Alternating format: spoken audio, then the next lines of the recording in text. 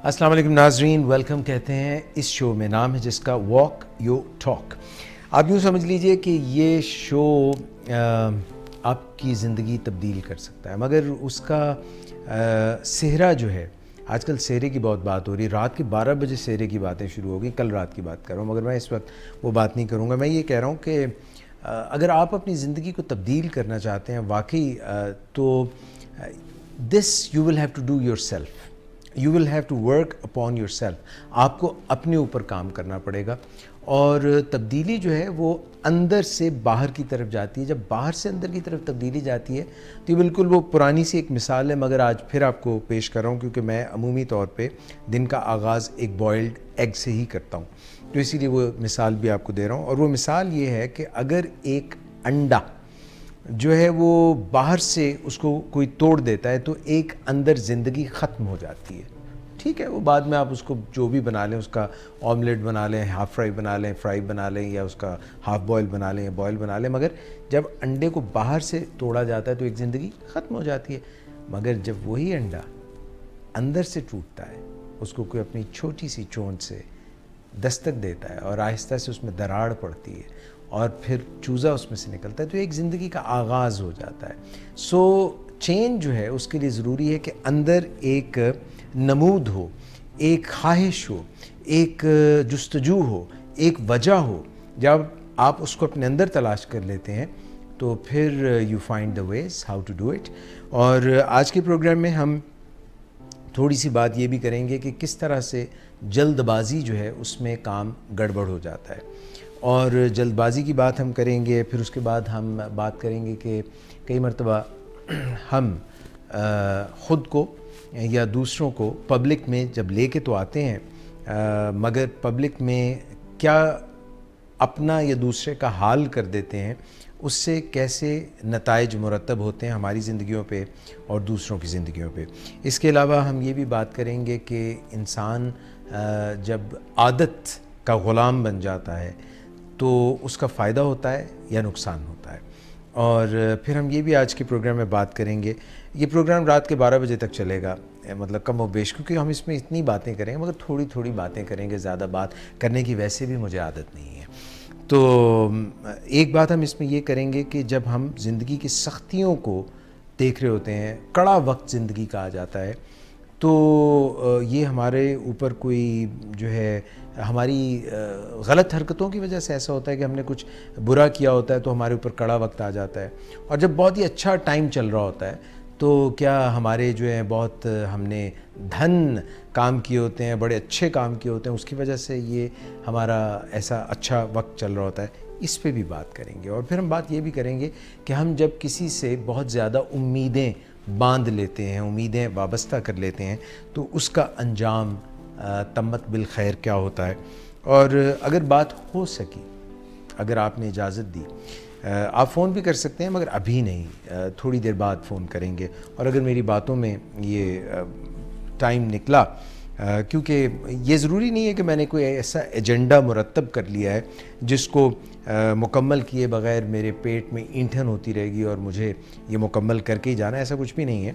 ये एक समझ लीजिए कि कुछ चीज़ें हैं जो हफ़्ता भर में ज़हन में जुगाली करता रहा। एक तो होता है ना फूड फॉर थाट, और एक होता है रीन्यूमरेट करना, यानी कि एक बात को सोचना मुख्तलिफ़ एंगल से।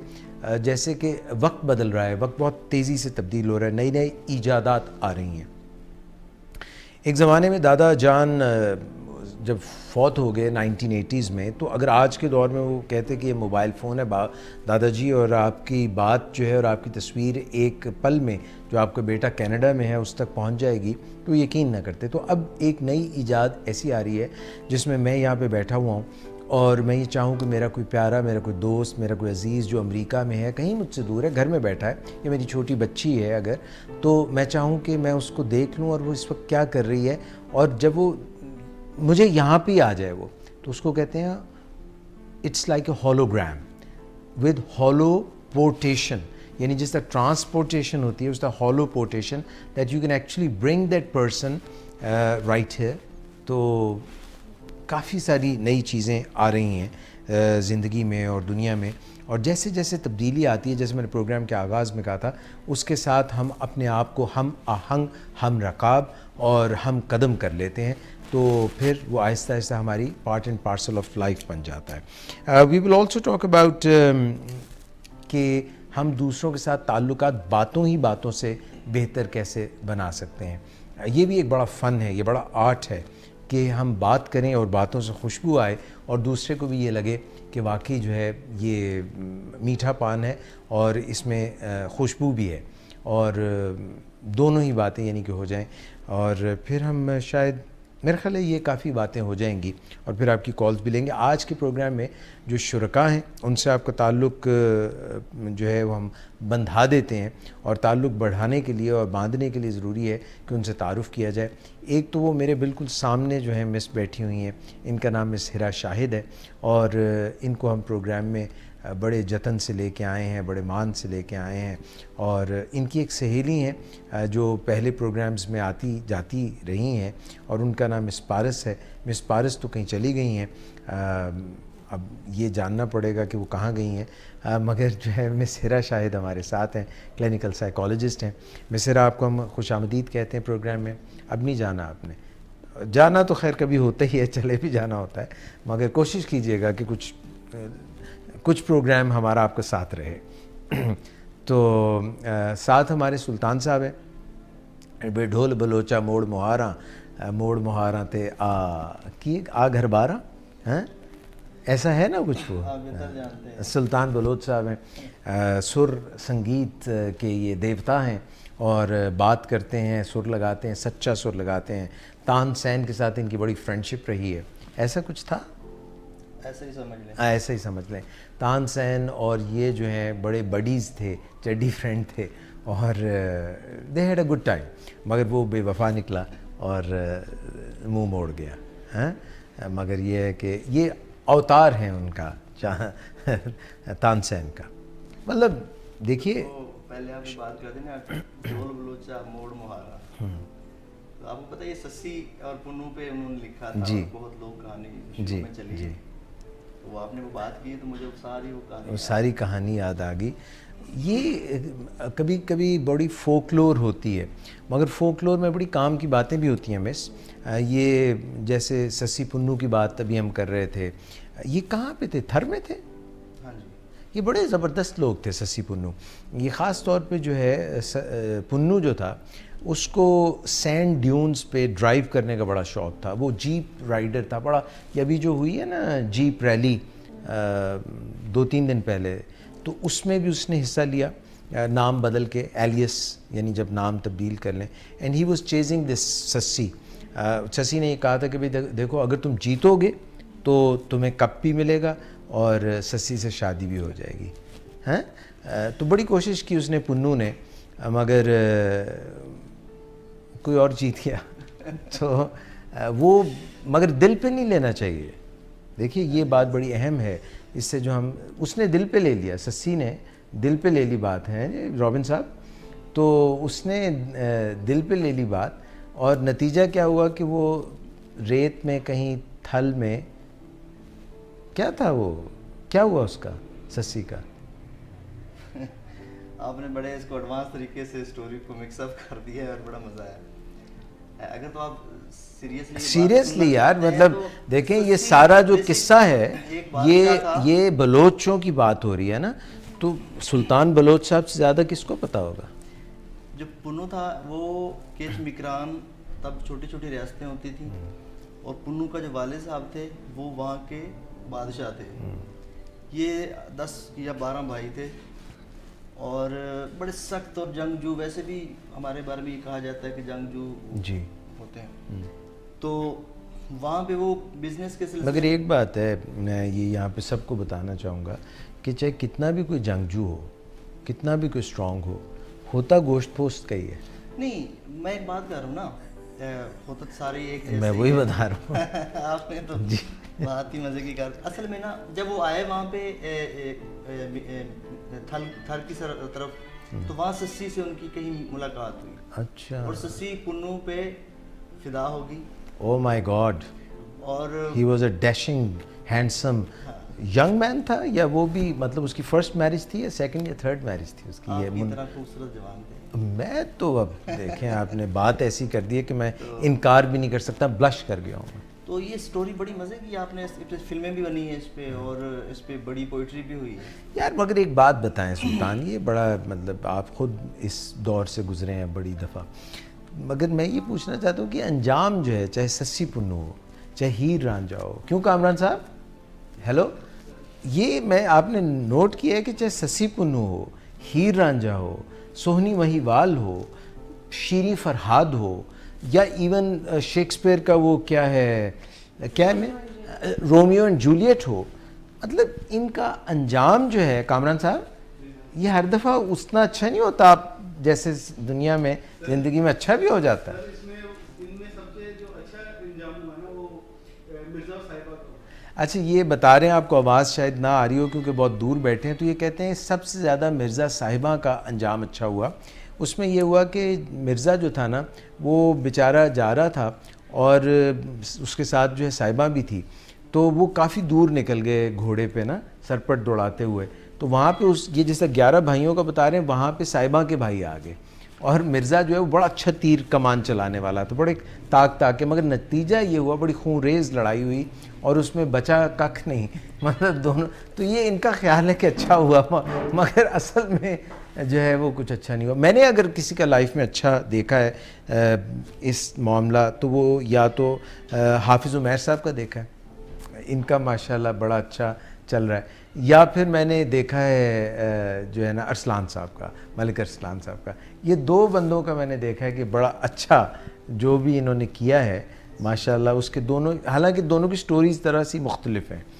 हाफिज़ उमैर साहब जो हैं हैप्पीली मैरिड माशाल्लाह, और अरसलान साहब भी आप समझें कि ऑलमोस्ट देयर, हाँ, but he doesn't know whom to Mary.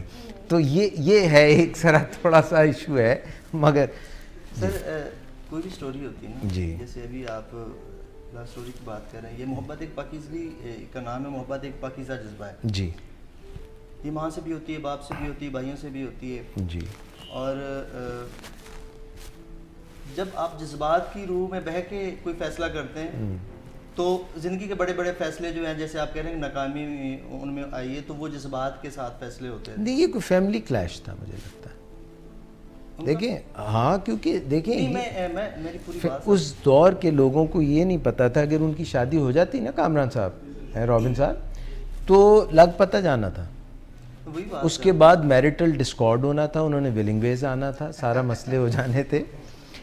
असल में फैमिली ने अपना लुच तल दिया, उन्होंने कहा नहीं जी ये नहीं हो सकता, हाँ चगा, ये प्रॉब्लम हुआ है। और ज़्यादा उसमें ना मुबालगा राई भी हुई है। अच्छा, ये जो स्टोरीज़ है ना उसमें आप कह रहे हैं कि 50% जो है बनी बनाई बातें भी हैं। अच्छा, इतने हीरो हीरोइन थे नहीं वो, ये मुझे और भी दुख हुआ है। मतलब देखें, उन्होंने इतनी सारी कुर्बानियाँ दी रियल लाइफ में, और आज यहाँ पे हमारे दोस्त बैठे हुए ये कह रहे हैं कि इतनी बात कोई नहीं थी, ये जो शो कराया गया, यानी जज्बे सच्चे उस दौर में भी नहीं थे। नहीं देखे ना, जज्बे सच्चे थे उनके, अच्छा, मगर उनकी सच्चाई को मुआशरा तो नहीं देखता ना, मुआशरा उस आंख से नहीं देखता जिस आंख से वो दोनों देख रहे होते हैं। क्या वजह है? मुआशरे की आंखों पे क्या ऐनक बंदी थी या पट्टी? रवायात जो होती है ना, रवायात बीच को में जब तोड़ दिया जाए, वो तोड़ते हैं और रवायात तोड़ने नहीं दी जाती, और रवायत उनको तोड़ देती हैं, बल्कि उनकी टांगें तोड़ देती हैं। रवायात मजबूत होती हैं।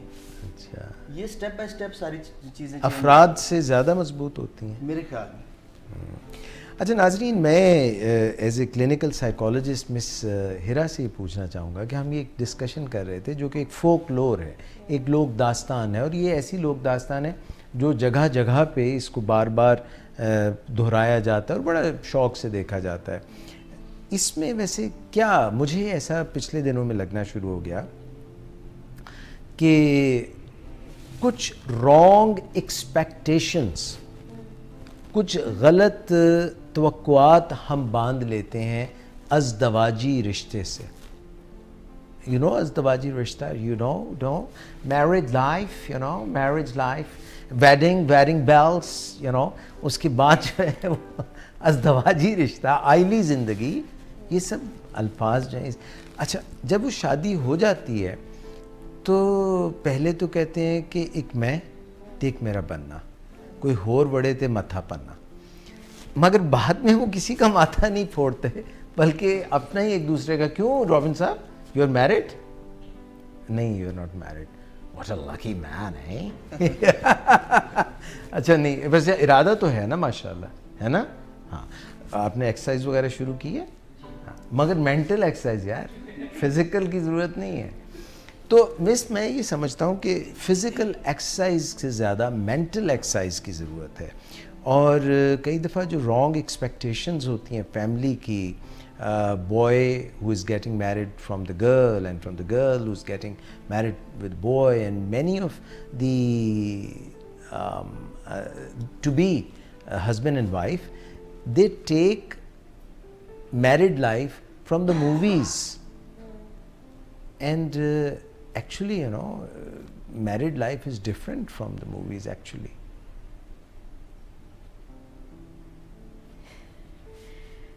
Thank you for your smile. ये बात तो यूनिवर्सल ट्रूथ है कि स्पेशली आजकल जिस तरह आप ये बात कर रहे थे, may be he is married, that is why he said कि वो इतनी भी कोई खास बात नहीं थी उनमें। नहीं, इनकी अपनी तो मैरिड लाइफ इज़ माशाल्लाह बहुत ही ज़बरदस्त actually. I know it for sure because मैंने इनकी मिसेस से एक दो दफ़ा पूछा है इनके मुतालिक, कहती हैं आइडियल हस्बैंड है मेरा। हाँ, इन्होंने भी ऐसी ही बातों का इजहार किया। तो इनके केस में तो डिफरेंट है, मगर टच वुड अल्लाह नज़र ना लगे। फर्स्ट टाइम ऑनर कह दिया आपने। अब मैंने फर्स्ट टाइम कह दिए तो मगर अब आप बताइए।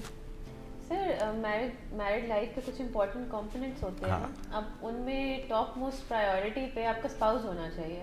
अब अगर उसकी जगह आपके फैमिली मेंबर्स हैं, ठीक है, in laws from both sides, या फिर फ्रेंड्स हैं, या फिर ऐसे लोग हैं जो बीच में मशवरा देना बड़ा लाजमी समझते हैं, तो ऑब्वियसली उनके अपने they have their own brains and you have your own brain. But अगर आपकी पर्सनालिटी इस तरह की है कि you are ready to listen to anything the other person इसको मिस कहते हैं लाई लग। अच्छा, हाँ, क्यों जी, ये है ना लफ्ज़ लाई लग होता है ना, यानी जो बातों में आ जाए किसी के। अब आप फैक्ट्स को देखेंगे तो आप किसी और तरीके से आपका ब्रेन उनको असिमुलेट करेगा, ठीक है, फिर आपकी कॉम्प्रिहेंशन भी फ़र्क होगी। लेकिन एक जो दूसरा बंदा वो अपने तरीके से बात कर रहा है, उसकी अपनी परसेप्शन है, सो इट्स बेटर कि आप सुन सबकी लें, but eventually the decision making part should be your own. सुनो सबकी, करो मन की। हाँ, करो मन की, बट वो भी लॉजिकल ब्रेन के साथ ना, ये नहीं कि खाली आप अपना एनिमल ब्रेन यूज़ कर रहे हैं।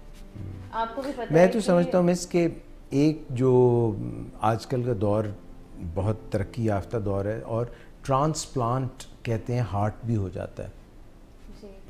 तो हमें दिल ही की करनी चाहिए, मगर जिससे शादी करें, ख़ास तौर पे जिस लड़की से शादी करें, उसी का दिल जो है वो अपने दिल में फिट कर लें, हैं, और फिर अपने दिल से चलें जो कि दिल उसका हो। You get the concept, the narrative. Sir ऐसे होता नहीं है। देखिए, अगर आपने जीतना है, लड़की को खुश बाश करना है, तो बेहतर ये है कि उसका दिल जो है उस पे चले। सर उसका दिल तो है, लेकिन उसका ब्रेन भी है ना साथ में। तो हमेशा ये क्यों सोचा जाता है कि दिल को अंडरस्टैंड करना इंपॉर्टेंट है, मे बी ब्रेन को अंडरस्टैंड करना ज़्यादा इंपॉर्टेंट है। अच्छा, एक बात साइकोलॉजिस्ट होते हुए ये भी बताइए कि जो हम सोचते हैं उसका असर दिल पे होता है, यानी दिल तेज़ तेज़ धड़कने लगता है, या अगर हम दिल पे बोझ सा आ जाता है, ऐसा कहते हैं ना। रॉबिन साहब, कभी आया दिल पे बोझ? हाँ, ये रॉबिन साहब से आज मेरी बड़ी मज़ेदार मीटिंग हो रही है, और इन द मेकिंग है ये मीटिंग, तो इतना जितना आज इनसे बातें हो रही हैं, पता नहीं एक कनेक्शन सा हो गया। तो मैं ये कह रहा था मिस कि दिल जो है उसका असर भी तो दिमाग पे होता होगा, ये कोई आज तक नहीं मानता। दिल का भी तो एक दिल का भी तो एक जहन हो सकता है। कहते नहीं, दिल दियाँ गल्लां दिलां विच रह गईयां वे, ऐसे शायर लोग हैं, गलत तो नहीं कहते। तो दिल का भी तो कोई जहन होता होगा, नहीं? सर दिल का जहन ऐसे ही होता है ना, जैसे एक हमारा लॉजिकल ब्रेन होता है, एक हमारा एनिमल ब्रेन होता है, तो दोनों का मिक्सचर जो है अब कुछ लोग कहते हैं कि वो ज़्यादा उनका EQ ज़्यादा हाई होता है, तो ये जो दिल है और ये जो EQ है, ये एक ही चीज़ मिलती जुलती नहीं है। हाँ, एक ही चीज़, इमोशनल सी बात। तो अगर हम अपनी लॉजिक को सुधार सकते हैं, सुधारना का मतलब समझती हैं ना आप, ट्रेन कर लेना किसी को, जैसे ट्रेनिंग नहीं करते, तो दिल को भी तो सुधारा जा सकता है। अच्छा, अब एक सवाल मैं बड़ा ऑन द पॉइंट करने लगा हूँ नाज़रीन, ऑन द पॉइंट। ये बड़ा ज़बरदस्त सवाल है, पहले आपसे करूँगा ताकि मैं इसको थोड़ा टाइम मिल जाए। ये बताइए कि ख़वातीन ज़्यादा दिल का इस्तेमाल करती हैं या दिमाग का इस्तेमाल करती हैं? ख़वातीन मर्दों की निस्बत ज़्यादा जज्बाती होती हैं। भाई यहाँ पे रोक दीजिएगा बात, वरना फिर आप उसके वो। मिस, आपसे अब यही सवाल है। सर मुझे लगता है मर्द ज़्यादा इमोशनली वीक होते हैं, इमोशनली कमज़ोर होते हैं वो, और फिज़िकली भी कमज़ोर होते हैं। ये दूसरा सवाल है मेरा। सर वो मुझे नहीं पता, मगर इमोशनली का पता है आपको? इमोशनली मैन आर वीक होते हैं, क्योंकि ये जो उनकी एक आदत होती है ना इमोशंस को क्या कहते हैं अवॉइड करने की, ये उनकी एक वीकनेस ही होती है। बिल्कुल ठीक ये है। वीकनेस की निशानी है कि they are able to avoid और गो इनटू आइसोलेशन। ठीक है, जो बंदा स्ट्रांग होता है ना, वो एटलीस्ट अपने इमोशंस को कन्फ्रंट करता है। ऐसी ये बात मैं आपसे एग्री करता हूँ, क्योंकि आप देखें अक्सर हमने देखा है कि हमारे मुआशरे में भी ख़ातून को लेने, जैसे शादी की बात कर रहे हैं, 200 लोग जाते हैं और वो शेर की बच्ची अकेली उठ के आ जाती है, कहते चलो स्ट्रांग होती है तो ऐसा कर सकती है ना, वरना अगर स्ट्रांग ना हो तो फिर तो बड़ा मुश्किल है। आज और क्योंकि उसमें ये ब्रेवरी होती है लड़की में कि वो अपने इमोशंस शो कर सकती है। अब सारी बारात बैठी है, सब लोग बैठे हुए हैं, वो आ रही है, टप टप टप टप टप टप टप टप रो रही है। उसको पता है ना कि भाई आगे जाके जो है मुश्किलात आएंगी, किसी आसान नहीं है किसी के घर में जाके रहना। बंदे को कहे ना जाके अपने ससुराल में रहना शुरू करते, मुश्किल हो जाएगी, काफ़ी मुश्किल हो जाएगी। एक तो लोग नहीं जीने देंगे, ऊपर से वैसे भी काफ़ी मुश्किल, वो खाते भी मर्द ज़्यादा, ज़रा तो ज़्यादा वो हो जाता है। तो यानी कि खातून जो है वो रो रही होती है, बंदा हंस रहा होता है। अच्छा, ये ऐसे ही चलता है सारी लाइफ? मुझे पता है आप किस तरह से नहीं, मैंने एक सवाल पूछा है। देखिए देखिए, मतलब ऐसा होता है कि नहीं कि शादी के वक्त कुछ लड़कियां, मतलब अगर मेकअप कराया हुआ है एलेनोरा से या कहीं से, 20, 25, 30 हज़ार का मेकअप होता है, आसान नहीं होता, मगर वो उस वक्त भी रो रही होती, फिर भी काजल फैल जाता है, ये वो काफ़ी मसला हो जाता है, मगर बंदा हंस रहा होता है, बड़ा स्माइल दे रहा, सेल्फी टाइम, मगर बाद में जो है ऐसे ही चलता रहता है। ये इसमें कुछ चेंजेस आते हैं? फिर चेंजेस आती रहती हैं, ज़रूरी नहीं कि बाद में बंदा ही रोए। समटाइम्स फीमेल्स भी बेचारी बाद में ज़्यादा रेशो है, ये है कि फीमेल्स को ज़्यादा डिफ़िकल्टी आती है ऑब्वियसली, बिकॉज उन्होंने घर चेंज किया होता है और वो एक ससुराल का भी मसला होता है, और बंदा भी जो अक्सर आजकल मार्केट में लड़के भी ठीक नहीं आ रहे हैं, तो वो गड़बड़ करते हैं। ऐसे ये सही बात है, मैं बता रहा हूँ, ऐसा है। Isn't it true miss? ये सारी बात कहने का मकसद क्या, मतलब होना चाहिए ना, क्योंकि मकसद होना चाहिए, ऐसी बात कर रहा हूँ मैं। आई थिंक स्पाउस बनने से पहले, शादी से पहले, सुल्तान साहब, लड़कों की और लड़कियों की ये जो एक ट्रेनिंग होनी चाहिए कि असल में मैरिटल लाइफ क्या है, हकूक़ क्या है और फ़राइज़ क्या है, किन चीज़ों का ख्याल लड़के ने रखना है लड़की के बारे में, और लड़की ने किन। मुझे लगता है कुछ थोड़े से जिक्सॉ पज़ल जो है ना, जिक्सॉ पज़ल पता है ना आपको, वो ऐसे पीसेस होते हैं, उनको जोड़ते हैं तो एक तस्वीर सी बनती है, वो कुछ बिगड़ सी गई है, कुछ ख़राबी सी हो गई है। में बात है कि ये बात भी अंडरस्टैंड करने की ज़रूरत है कि सारा जो सेंटर ऑफ फोकस है ना, वो रिलेशनशिप होना चाहिए आपका, वो बनेगा तो फिर आगे सारी चीज़ें चलेंगी। लेकिन अक्सर क्या होता है कि फिर रिलेशनशिप बना नहीं होता और घर वालों की इंटरफेरेंस बहुत पीक पे होती है, फिर समटाइम्स लोग बच्चे जो प्री प्लान नहीं होते वो भी आ जाते हैं, तो वो जो रिलेशनशिप बनने का टाइम होता है ना, वो मिस हो जाता है और आपकी जो सारी की सारी अटेंशन है वो डाइवर्ट हो जाती है बाकी चीज़ों की तरफ। And then you start solving those, and when you start solving those तो फिर obviously you don't have to have that time जो उस वक्त दरकार था initially to build a relationship. तब तक तो आप हैबिट बन चुके होते हो एक, या मोर प्रिसाइजली डोरमैट बन चुके हुए होते हो. You are just another person in the house who has certain responsibilities and he और शी इज फुलफिलिंग देम. फिर बातचीत इतनी ही होती है कि फलाने का ये काम है, उसका ये काम है, उसका ये काम है. There is no room for intimacy. जिस तरह डॉक्टर साहब कहते हैं कि किसी भी मैरिड रिलेशनशिप में इंटीमेसी जो है वो एक बहुत इंपॉर्टेंट चीज़ है, बहुत इंपॉर्टेंट फैक्टर है. रोमांस कहते हैं. Exactly romance. तो हमारी उसमें माशरे में इस चीज़ को बहुत बुरा समझा जाता है. I mean specially mother in laws they tend to critic it के अच्छा कि मेरा बेटा क्यों, why is he being so. तो अगर फादर इन लॉ जो है वो अपनी वाइफ से फुल रोमांस लड़ाएं तो ये काफ़ी काम बेहतर नहीं हो सकता कि वो उधर बिजी हो जाएं.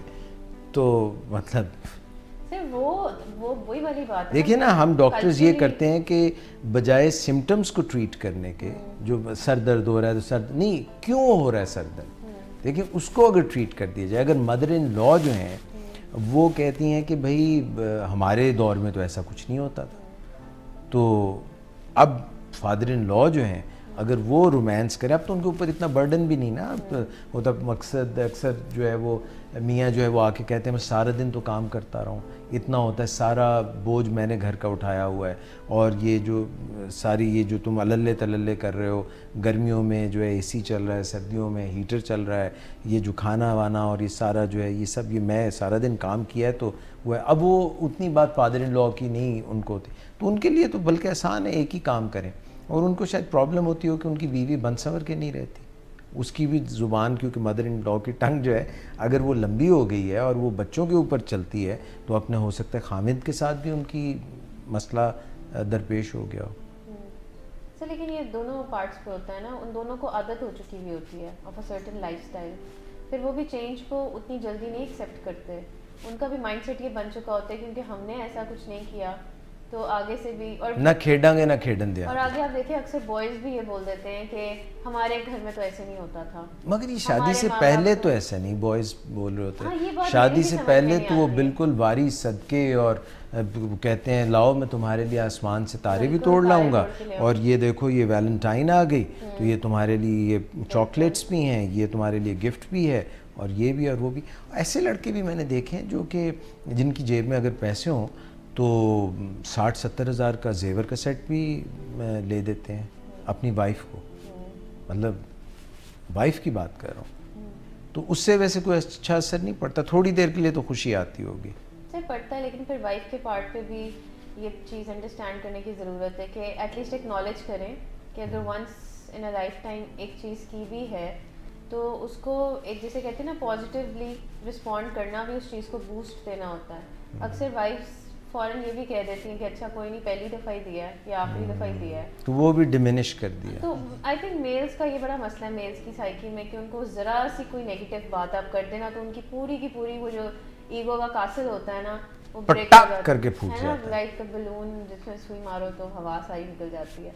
वो उनकी बड़ी फ्रिजाइल होती है ईगो, तो उसको एक कॉन्स्टेंट. अच्छा, मुझे ये लगता है कि अगर लड़के जो हैं अपनी वाइफ के साथ इतना ज़्यादा एक्सपेक्टेशन ना बांधे कि ये हमारी हर बात जो है वो समझेगी, उसको पता होगा कि इस वक्त क्या कहना है. देखिए उस बेचारी की भी तो पहली शादी है, उसको क्या पता कि क्या किस वक्त कहना है क्या नहीं कहना. वो भी तो उसी पार्ट में से गुजर रही है. लड़का लड़की दोनों एक ही साथ इकट्ठे ज़िंदगी का सफ़र करते हैं ना, तो उससे अगर एक्सपेक्ट करना है कि ये टू द पॉइंट बिल्कुल सही बात कहेगी, एट टाइम्स उसको मार्जिन दिया जा सकता है. तो ऐसे मौक़ों पे फिर अक्सर लोग कह देते हैं कि जिस तरह कई दफ़ा सासें कह देती हैं कि इसकी माँ ने नहीं इसे सिखाया, ग्रूमिंग आ जाती है ना फिर बीच में. अगर आप बचपन से ना certain way you are groomed कि आपने कम्युनिकेट किस तरह करना है अगले इंसान से, तो ये वाली गलतियाँ नहीं होती. इतना तो अगले को भी पता है, वो भी आपको बेनिफिट ऑफ डाउट दे रहा होता है कि इसकी भी पहली बार है.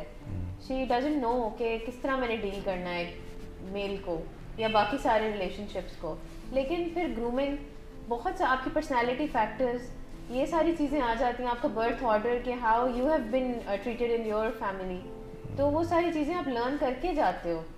और मेरे ख्याल में इसमें ये बहुत इंपॉर्टेंट एक चीज़, आपकी एज का बहुत एक इम्पॉर्टेंट रोल होता है. अब जिनकी शादियाँ 18 साल की उम्र में हो जाती हैं, लड़की 18 साल की है, लड़का 23 साल का, बिल्कुल दोनों यंग है, या लड़की 18 की है, लड़का इज अराउंड 30. हाँ. तो फिर आप क्या एक्सपेक्ट कर रहे हैं उससे? एक बहुत मैच्योर है, हाँ. और एक बिल्कुल ही शी इज चाइल्डिश. तो अगर दोनों ही 30 के हो तो कैसा रहेगा? दोनों का बेहतर नहीं हो जाएगा? हाँ काफ़ी, है ना? हाँ काफ़ी मतलब उनको पता चल जाएगा कि भाई इतनी आसान नहीं है। एडल्ट्स होंगे ना दोनों, और वो पेशेंस का एक लेवल भी ज़रा जो थ्रेशोल्ड है वो भी अच्छा होगा। ये नहीं कि फ़ौरन ज़रा सी बात पे रिएक्ट। मगर मैं यहाँ पे इससे यानी यहाँ पे इसको मैं क्लोज़ भी करूँगा बात को फ़िलहाल, मगर एक बात और मैं याद दहानी कराना चाहूँगा कि मसलन अगर 30 के इर्द गिर्द लड़का है या 27, 26 की लड़की है, तो उनकी जो भी आदतें हैं, कहते हैं ना प्रैक्टिस मेक्स अ मैन और वुमन परफेक्ट, मगर वो गलत प्रैक्टिस अगर कर रहे हैं तो जैसे जैसे उम्र बढ़ती है और अगर किसी ने तसीह नहीं की तो उनकी वो आदतें भी तो पुख्ता हो सकती हैं जो कि इतनी मुनासिब ना हो, गैर मुनासिब आदतें भी पुख्ता हो सकती हैं। और अगरचे उन्होंने आपने जैसे एक सजेस्ट किया कि थोड़ी बड़ी उम्र हो जाए, इसमें ज़रूरी ये भी है मिस कि टॉलरेंस और ईफ़ा और एक जो बंधन है उसकी सैंक्टिटी और उसकी जो एक हुर्मत है और उसकी जो उसको पहचानना और कहना कि यार ये छोटी मोटी चीज़ें जो है ना, ये जैसे कुछ लोगों का रोज़ा नहीं होता, वो छोटी मोटी चीज़ों से टूटता ही नहीं है, 1-2 दफ़ा खाना भी खा लिया कुछ भी नहीं हुआ, वो टूटता ही नहीं उनका रोज़ा, ऐसा स्ट्रॉन्ग रोज़ा। इसी तरह से बंधन जो है मियाँ बीवी की, ये मैंने एक मजाक में मिसाल दी है मगर अप्लाई ये सही होती है। देखिए कि अगर लड़के लड़की को ये पता है कि हमने ये ज़िंदगी गुजारनी है और ये तकरीबन बंदे और बंदियां एक जैसी होते हैं, मतलब ये नहीं कि आपने वो कार्ड्स की तरह एक हाथ और खेलते हैं तो अब नए कार्ड्स आ जाएंगे तो वो बेहतर होंगे या अब यक्के आ जाएंगे, और वो ऐसा नहीं होता। तो कोशिश ये करनी चाहिए कि जो हैंड आपके हाथ में आया है उसी को बेहतरीन खेलें। तो अगर एक दूसरे के साथ मवाफ़क़त के साथ, समझ बूझ के साथ, मोहब्बत के साथ, चाहत के साथ, कॉमन ग्राउंड्स के साथ इन चीज़ों को लेके चलें और जो है बहुत ज़्यादा लाई लग ना हो, दूसरों की बातों में ना आए। वैसे भी मिस बड़ा आसान हो जाता है कई दफ़ा, इसको कहते हैं स्केप गोट।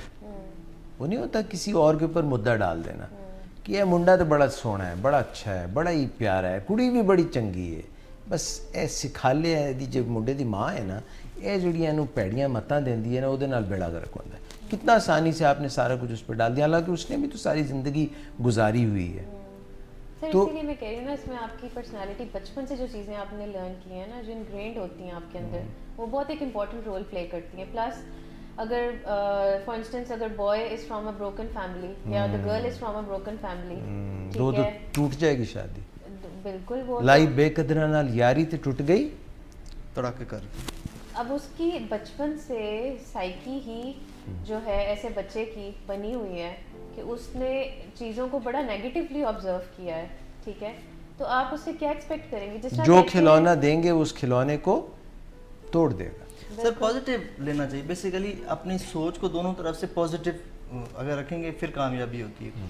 जब आपने एक दूसरे के लिए ये सोच लेना है कि इसने मेरे खिलाफ ही कोई बात करनी है, इसका ये जो काम है ये मेरे खिलाफ ही होगा, चाहे वो अच्छा भी करे तो बुरा फील होता है। जब आपकी सोच पॉजिटिव होती है तो कोई अगर नेगेटिव भी करे तो चूंकि वो सोच पॉजिटिव होती है, उसको लगता है कि यार एक पंजाबी कहते हैं कि कुछ चंगा ही कीता है मेरे वास्ते, जे पे आखनी है, जी पे आखनी है। तो पॉजिटिव मेरे ख्याल में। और जहाँ तक लड़कियों की बात है, वो जो अपनी फैमिली में माँ बाप के घर जो कुछ नहीं कर सकती ज़िंदगी में, जो उनकी ख्वाहिशात होती हैं, जो शौक़ होते हैं, वो नहीं कर सकती, तो उनके ज़हन में उनकी सहेलियाँ, उनके घर वाले ये कहते रहते हैं अगले घर जाके कर लेना।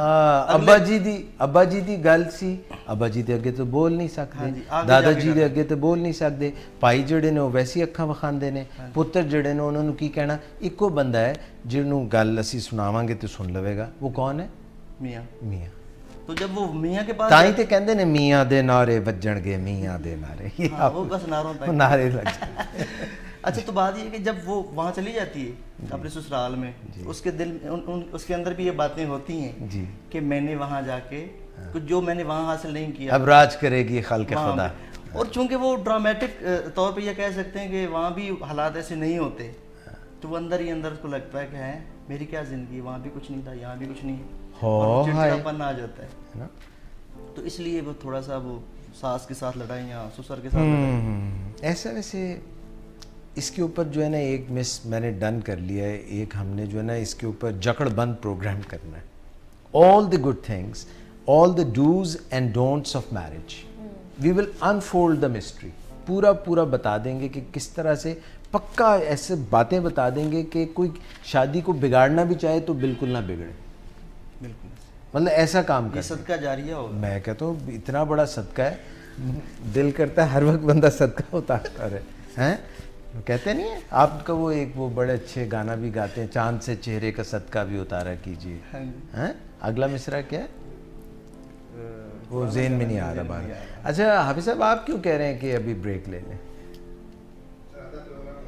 आधा प्रोग्राम ख़त्म होने वाला है। देखिए नहीं, अब 6 बजे मैंने मिस से प्रॉमिस किया था कि आई लेट हर गो, तो अभी 5 मिनट बाकी हैं। और मैंने मिस आप ये बताएं, ये बड़ी फ्रैंक सी, जैसे घर में बैठे हुए डिस्कशन, अब तो मतलब आपको पता है मैं तो फ्रैंक बात करने, मेरी आदत ही नहीं लगी लिपटी बात करने की।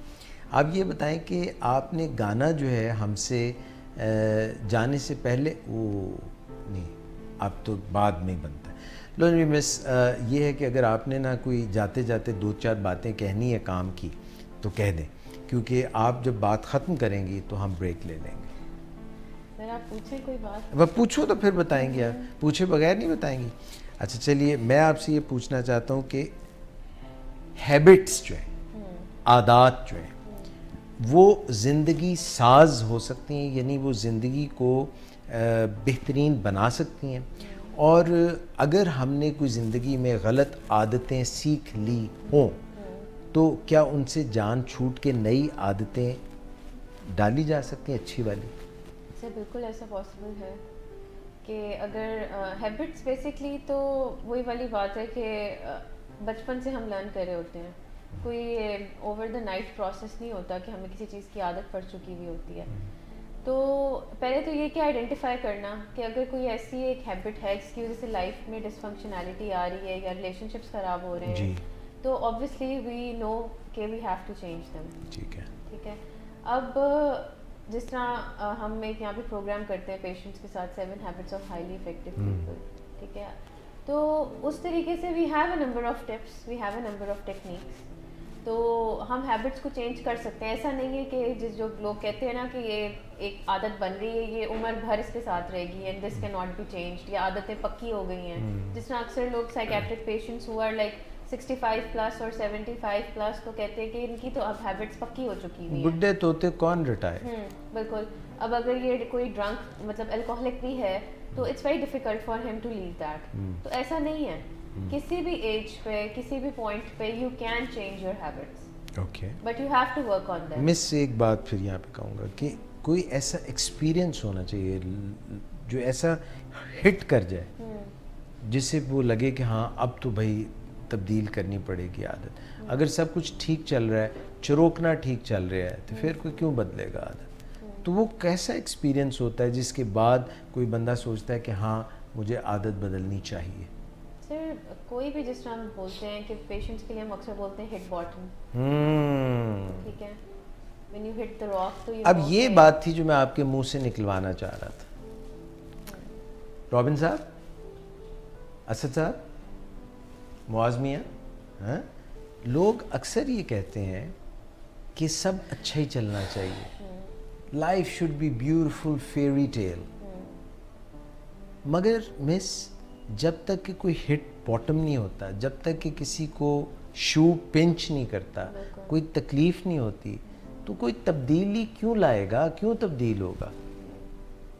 तो कई दफ़ा जो चीज़ें बज़ाहिर हमें मुश्किल में डाल रही होती हैं ज़िंदगी में, मुश्किलात, आपका अभी पर्चा था ना, इम्तिहान था ना, अच्छा इम्तिहान देने की तैयारी करने के लिए ज़ोर लगाना पड़ता है, मगर जब पर्चे का आप ज़ोर लगाते हैं, पढ़ाई करते हैं और फिर उसमें जाके बैठते हैं और फिर पास करते हैं तो आप पहले जैसे ही रहते हैं।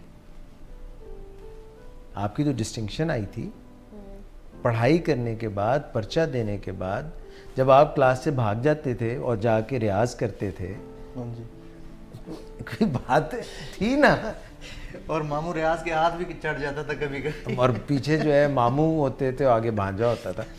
मैं ये कहना चाहता हूँ, पीपल थिंक दैट लाइफ जो है ना, जो रिवॉर्डिंग लाइफ है, मज़े की ज़िंदगी है, वो बड़ी अच्छी ज़िंदगी है, एवरीबडी इज़ प्लेजर सेंटर्ड। पर मिस जी, कभी कभी जो पेन है, जो डिफ़िकल्ट एक्सपीरियंसेस होते हैं, उनके अगर अंदर आप झांकी लगाएं, अगर उनके अंदर गौर से झांकें और उनको एनालाइज करें, रॉबिन साहब, तो रॉबिन एक छोटा सा परिंदा भी होता है ना, देखा है आपने, बड़ा प्यारा होता है, तो वो it can be life changing. तो इसीलिए हम कहते हैं ना कई लोगों की आंखों में देख के कि उनकी आंखों में बड़ा दर्द नजर आता है, तो हम क्यों कहते हैं? ये वाली आपने मुश्किल सवाल कर लिया ना। उनकी आंखों में दर्द हो सकता है कि उनके शूज़ बड़े तंग हों, सारा दिन पहने रखे हों, तो वो दर्द चेहरे पे आ गया हो। मेरे पास एक पेशेंट था, ऑनेस्टली मेरे पास एक पेशेंट आया, कहता डॉक्टर साहब सुकून नहीं है, सुकून नहीं है। तो मैंने उसको कहा यार तुम ऐसा करो कि तुम्हारे शू साइज़ क्या है? तो कहने लगा सर मैं 8 है मेरा शू साइज़। तो मैंने कहा बेटा कल आप ऐसा करें कि 7 नंबर का जूता पहनना आप सारा दिन। उसने कहा डॉक्टर साहब ये क्या बात है? मैंने कहा नुस्खे पे लिख दिया है तो आपने फॉलो करना है। तो उसने 7 नंबर का जूता पहना। शाम को मैंने उसको क्लिनिक पे बुलाया, मैंने कहा आ जाओ भाई। तो आया, बड़ा मुश्किल, उसकी आंखों में दर्द नज़र आ रहा था मुझे। तो मैंने कहा, कहता डॉक्टर साहब मरवाता जी आज तो बड़ा बुरा हाल है। मैं कहा जूते उतार दो। मैं कहा कैसे महसूस कर रहे हो? कहते सुकून आ गया। मैं कहा there you go, how simple life. आपने सिचुएशनल काउंसलिंग कर दी उसकी। जी आप क्या कह रही थी वो जो आंखों में दर्द की बात कर? मैं कहती कोई इंसान ऐसा जो बहुत ज़्यादा through out his life painful experiences से गुजरा हो, जिस तरह आपने हैबिट की बात की और आपने कहा जब तक कोई हिट बॉटम नहीं करता तब तक वो हैबिट चेंज करने की तरफ नहीं आता। तो हिट बॉटम कब करता है इंसान? जब बहुत एक लंबे अरसे तक मुश्किलें इतनी पड़ी मुझ पर कि आसान हो गई। तो वो आसान ऐसे ही होती है ना कि वो फिर इंटरनलाइज करना शुरू कर देता है इंसान। एक टाइम तक तो हम उसको थ्रू क्या कहना चाहिए कि थार्सिस कर रहे होते हैं अपना, कभी वर्बली कभी फिजिकली। तो जब हम वो करना बंद कर देते हैं और इंटरनलाइज करना शुरू कर देते हैं पेन को, तो फिर वो हमारी आंखों में रहना शुरू कर देती है या हमारी बॉडी लैंग्वेज में आना शुरू हो जाती है। बिटर हो जाते हैं लोग। हाँ, then it's very difficult to change bitter हो yourself. जाते। अच्छा, जो दिल है ना वो भी सख्त हो जाता है, बिल्कुल हो दिल जाता है। भी नरम नहीं रहता। इमोशंस जो है ना वो भी अच्छा, मैं एक तरफ हम कहते हैं इमोशंस को मैनेज करो, एक तरफ हम कहते हैं चलो जो वो आप लड़कों की बात कर रहे थे अब शो नहीं कर रहे या दिल सख्त हो गया है, they can not feel the emotion, they can not feel another person's pain. उनको लफ्ज़ों में फिर एक दूसरे के साथ जो है ना शॉर्ट फाइटिंग शुरू हो जाती है। सीजन देख रही थी, उसमें there is a group of friends, तो 3 बॉयज़ होते हैं 3 गर्ल्स होती हैं। तो one of the boys is standing and eating pizza. तो कुछ हुआ होता है episode and 2 of them come girls, तो वो आके पूछती हैं how can you not care? तो वो आगे से करता है like this, simple as that. और वो उस वक्त दे मेक दिस पॉइंट कि boys don't care, they are like this, boys are boys, या boys will always be boys. तो साइकोलॉजी में भी अगर आप देखें तो वैसे भी मतलब it's not written anywhere, but I personally think कि बॉयज आर इमोशनली वीक, क्योंकि एक इंसान जो एक्सप्रेसिव ही नहीं है, जो एक्सप्रेस ही नहीं कर सकता, या वो एक्सप्रेसिव तब करता है जहाँ उसको लगता है कि उसका फ़ायदा है, तो देन इट मीन्स कि he is playing with his emotions and he is playing with your emotions, तो दैट इज़ वेरी डेंजरस। ये बात आपकी अपनी जगह दुरुस्त है। और माइकल एंजेलो एक आदमी था, क्या करता था वो? पेंटर था। लियोनार्डो डा विंची एक आदमी था, क्या करता था? गालिब एक आदमी था, वो क्या करता था?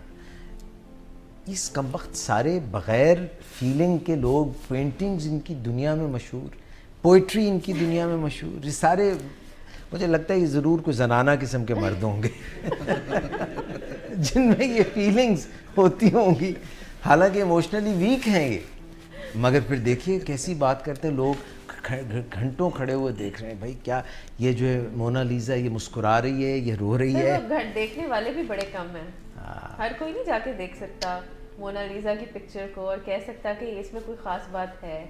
उसके लिए भी एक आंख चाहिए जी, उसके लिए भी एक आंख चाहिए और उस आंख में दर्द चाहिए और दर्द चाहिए।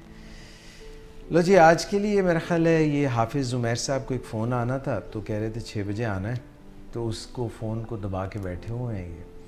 तो मिस आपका बहुत बहुत शुक्रिया। असल में डिस्कशन जो है वो आज फिलबदी सी आपसे हो गई, ज़्यादा हम जो है कोई, तो आज अगर आप हमें छोड़ के जाना चाहें इस मोड़ पे तो आप जा सकती हैं।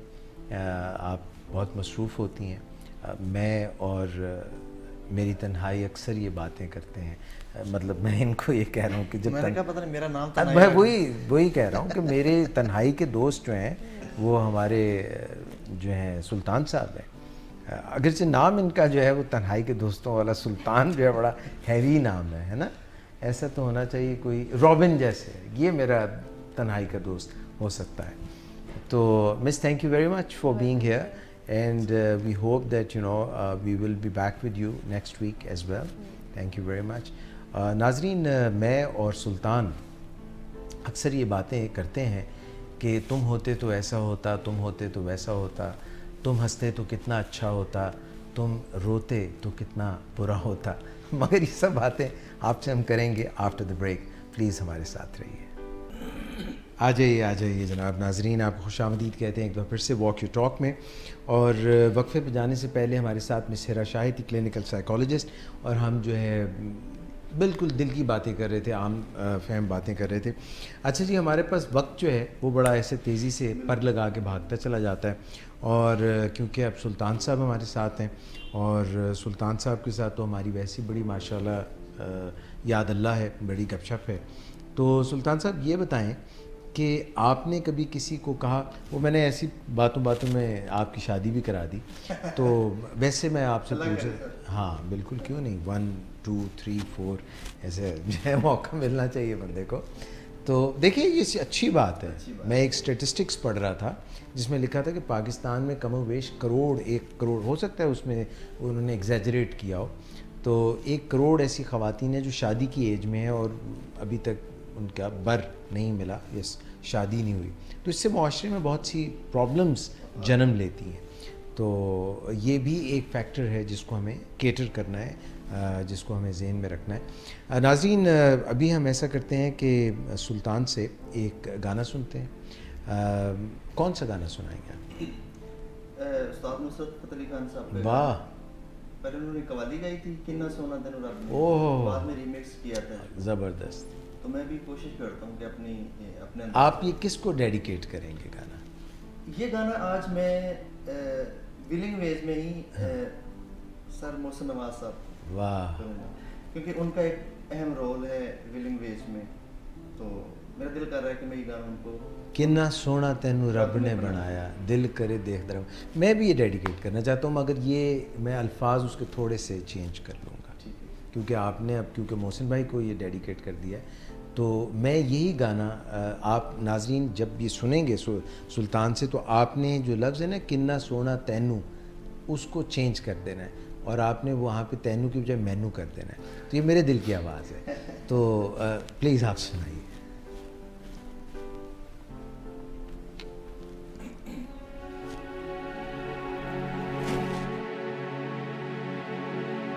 प्यार तेरा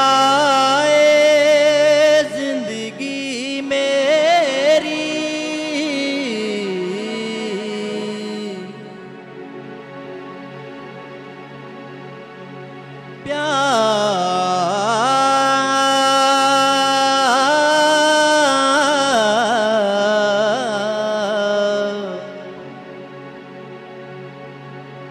प्यार तेरा जिंदगी मेरी, करनी है मैं पूजा तेरी,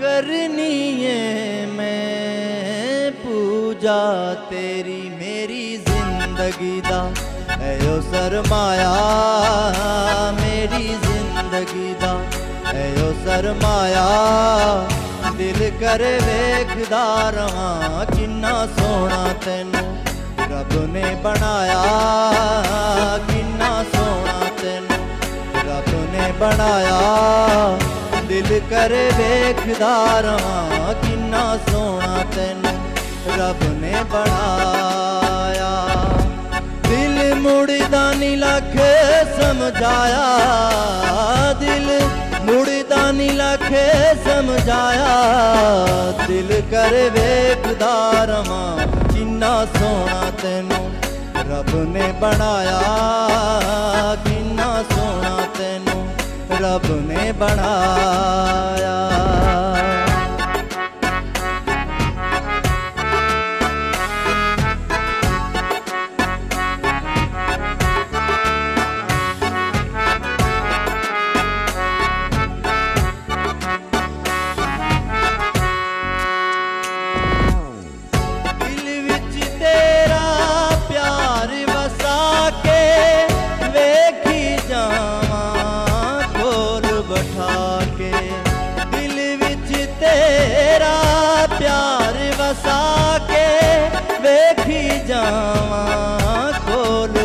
के तेनू दिल वाले शीशे च लुकावां तेनू दिल वाले शीशे च लुकावां दिल करे वेखदा रवां किन्ना सोना तेनू रब ने बनाया किन्ना सोना तेनू रब ने बनाया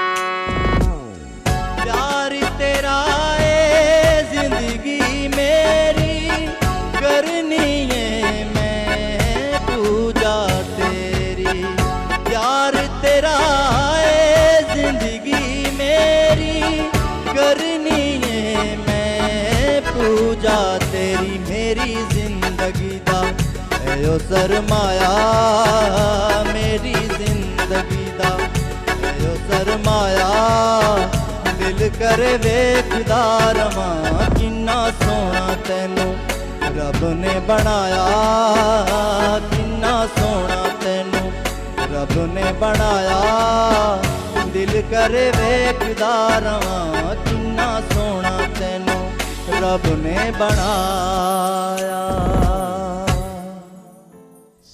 बहुत मज़ेदार, बहुत मज़ा आया।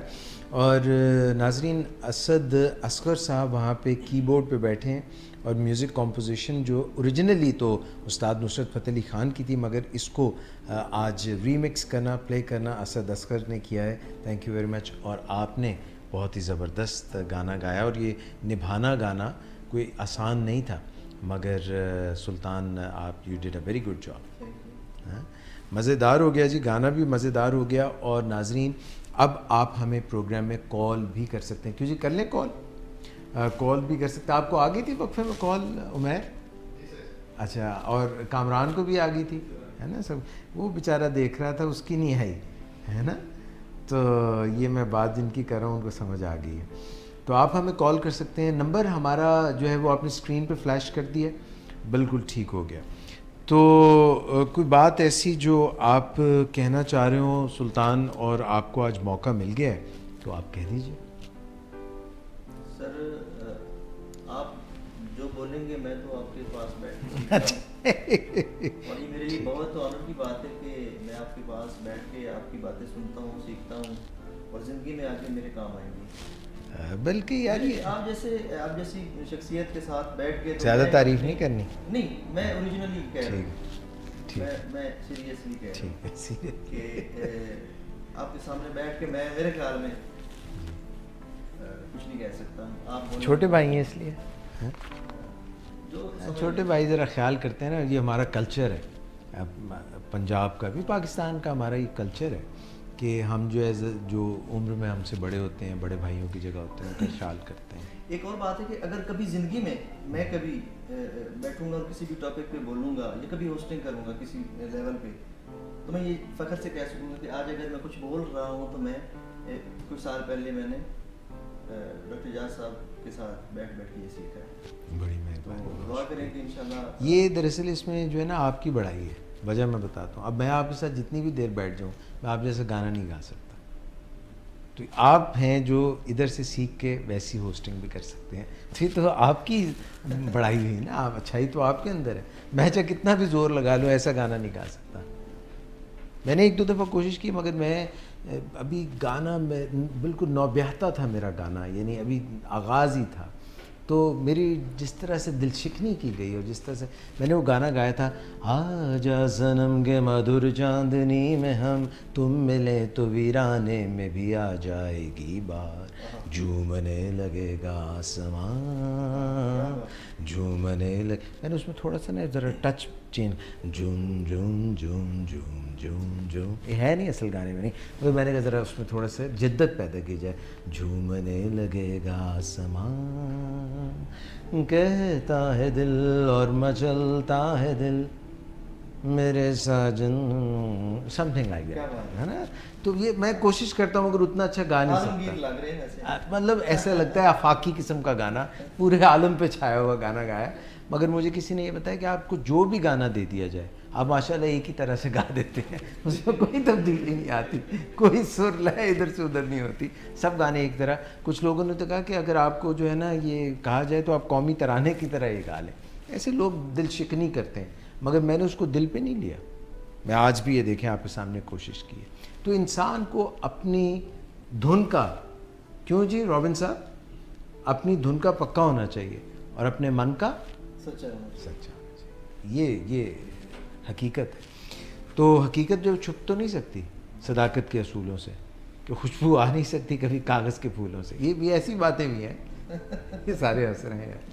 तो नाजरीन आप हमें फ़ोन कर सकते हैं, नंबर हमारा चल रहा है यार, चेक किया था तूने? हाँ पक्की बात है, एक लगा अपने ही नंबर से लगा ना इस पर ज़रा, ताकि पता चले कि चल भी रहा है या नहीं। तो अच्छा, एक बात जो मैं आज करना चाह रहा था, प्रोग्राम के आगाज़ में भी मैंने कहा था कि जल्दबाजी हम करते हैं।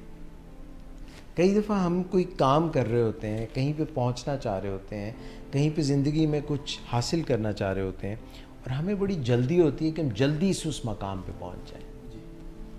तो आपको लगता है कि जल्दबाजी की जो आदत है, इसके कुछ फ़वाइद हैं? नहीं, फ़वाइद तो नहीं मेरे ख्याल में नहीं।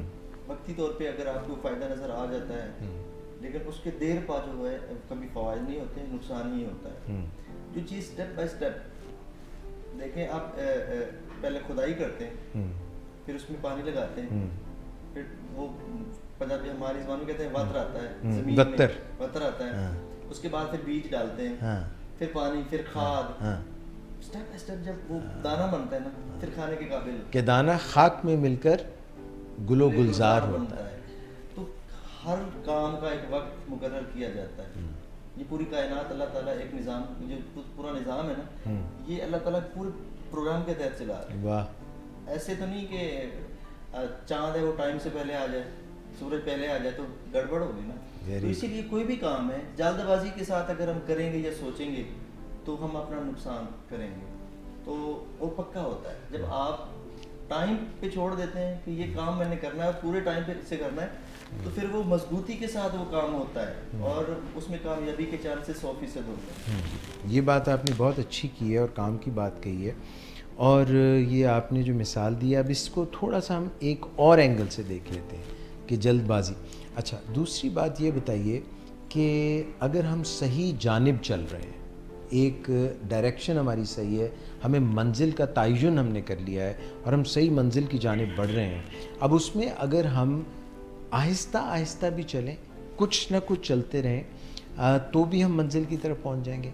और अगर हम मंजिल का तयन किए बगैर तेज़ तेज़ चलना शुरू कर दें, पता नहीं जाना कहाँ है, मगर तेज़ तेज़ चल रहे हैं, घन चक्कर बने हुए हैं, कोई फ़ायदा है? अच्छा, अब ये भी एक बात आपसे मैं डिस्कस करना चाहूँगा, आपके तवज्जुह से, नाज़रीन से भी, कि अगर हम गलत तरफ तेज़ तेज़ चलना शुरू कर दें और कहें कि मैं तो तेज़ी में हूँ, मैं तो बिल्कुल तेज़ तेज़ चल रहा हूँ, और उसका क्या होगा? अगर गलत डायरेक्शन में, गलत समत में तेज़ तेज़ चलें तो फिर तो दूना बेड़ा गर्क हो जाएगा। तो इसका मतलब ये हुआ कि पहले सोच समझ कर कदम उठाना ये अहम तरीन है। हाँ जी, आपकी कोई बात बनी? क्रॉस चेक करें, रीस्टार्ट किया आपने। तो कई दफ़ा हम लोगों को कई दफ़ा दुआ में गलती जब हम कर रहे होते हैं तो हम इवन दुआओं में और लोगों को कहते हैं कि तुमने जो बिगाड़ना है हमारा करो, करके दिखाओ। ऐसा कभी देखे आपने? लोग चैलेंज कर रहे होते हैं। तो ऐसे लोग जो हैं, इनके मुतालिक मेरे आप जैसे हम जब ये गलती करते हैं, एक ही इंसान में अच्छाइयाँ भी होती हैं, बुराइयाँ भी होती हैं।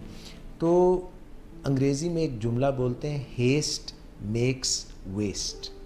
ये जो हेस्ट होती है ना, जो जल्दी होती है, अगर हम सोच समझ कर एक काम कर रहे हैं, हमने एक काम जो है कई मर्तबा किया हुआ है, हमने उसकी प्रैक्टिस की हुई है, तो फिर वो हमारी फितरत सानिया बन जाती है, हमारी हैबिट बन जाती है। हमें अंदाज़ा भी नहीं होता and we are doing a good thing time and again, and once we get into the habit of doing something wrong, we are doing something wrong and we don't even feel it, others can see it and feel it, but we are doing it wrong. तो हमें अच्छी चीज़ों की तकलीद करनी चाहिए। अच्छी चीज़ें हम करते रहेंगे तो वही तेज़ी से फल फूल लगने लग जाएंगे। और आगाज़ जो होता है ना, वो तो हमेशा मुश्किल होता है, मगर जब हम एक काम करते रहते हैं तो फिर आसानियाँ पैदा होती हैं। और हम एक बीज बोते हैं, वो भी आप मिसाल दे रहे थे ना, एक बीज बोते हैं तो उसमें से एक ही दाना निकलता है? नहीं, दाने कितने निकलते हैं? बहुत ज़्यादा। यानी एक अच्छा काम, उसकी आउटकम जो है, प्रोडक्शन जो है, प्रोडक्टिविटी जो है, वो एक नहीं होती, एक से ज़्यादा होती है। और जो बुरा है, अगर वो बोएंगे तो उसकी भी फिर पादाश में हमें काफ़ी ज़्यादा झेलना पड़ेगा, बड़ा मसला बन जाएगा। और एक और चीज़ जिसकी तरफ मैं तवज्जो चाह रहा था आज, वो ये है कि हम कई दफ़ा दूसरों का मजाक उड़ाते हैं और हम ये समझते हैं कि इसमें बड़ा मज़ा आ रहा है हमें भी, दोस्तों को भी, मगर उस शख्स का जिसका मजाक उड़ाया जा रहा होता है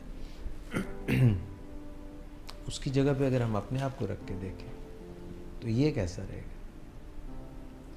ये बहुत ज़्यादती होती है अगले बंदे के साथ कि आप अपनी वक्ती तस्कीन के लिए अगले बंदे को डिग्रेड करते हैं या अगले बंदे को डिसहार्ट करने की कोशिश करते हैं। हालांकि उससे आपको वक्ती तौर पे कोई फ़ायदा नहीं होता। एक होता है ना कि बंदा कुछ आपका कैरियर बन रहा है, किसी को थोड़ा सा तकलीफ दे के भी कैरियर बन रहा है, करना तो ऐसा भी नहीं चाहिए, मगर जस्ट मजाक में जाते हुए, जैसे बंदा बाइक पे जा रहा है, आगे वाला बंदा जानता ही नहीं, उसको ऐसे कह देना, ओए तो कौन है, मतलब वो अपने आप को तस्कीन देने के लिए कि अगले बंदे पे। और अगर जानने वाला हो तो फिर उसके साथ ये तो बिल्कुल ही नहीं रवा करना चाहिए, क्योंकि वो तो आपका जानने वाला है। तो ये सारी चीज़ें सोचनी चाहिए। और जो आप पहले बात कर रहे हैं कि जल्दबाजी नहीं करनी चाहिए, इंसान को दूसरों के तजुर्बात से सीखना चाहिए। आजकल नफ्सा नफ्सी का दौर है, आप अगर खुद तजुर्बा करते हैं, खुद एक्सपीरियंस करने की कोशिश करते हैं, तो फिर आपके पास उतना टाइम नहीं होता कि उस तजुर्बे को अपनी ज़िंदगी में आप